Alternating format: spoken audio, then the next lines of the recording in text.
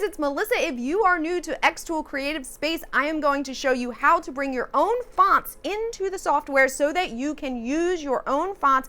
I will give you a beginner quick lesson on how to use the text tool in xTool Creative Space, and this is going to take your projects next level, give you tons of freedom so that you can use tons of fonts, all the fonts that are on your computer in xTool Creative Space with literally just a download. So easy. Let's go. Okay, so like I said, any font that is downloaded and installed on your computer is going to show up in xTool Creative Space. So I'm going to show you this. So here is my downloaded fonts that I downloaded. So these are not installed yet. So you need to install them. So let's say I want to install this one. I'm going to pick the OTF and I will download it. Okay, so now what's going to happen is it's telling me that I already have it. I'll just do keep both and replace. And now I have that font, Bubble Charm, downloaded on my computer. Okay, you see it? Here it is. This means it's both download is when you pull it from like So Fancy, for example. Install is when you put it onto your computer. Like you go through that process to install it. So now what you have to do is restart xTool Creative Space if it's already open. So first thing is I'm going to put a name on a spoon. So I'm just going to use this text tool up here. And when you open the text tool, you will just get this hello box, and in xTool Creative Space 2, you can just type in the new word. Okay, so I am going to just type in a name, and we are going to use that on our spoon. So I'm not going to size it quite yet, and I'll get to that in a second.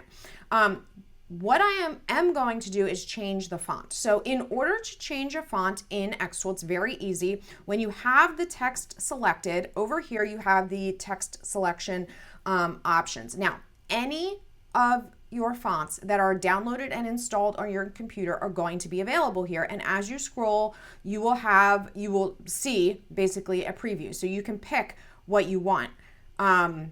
What you want to use. So I have one that I am going to use. I can't remember the exact name, but it begins with an F.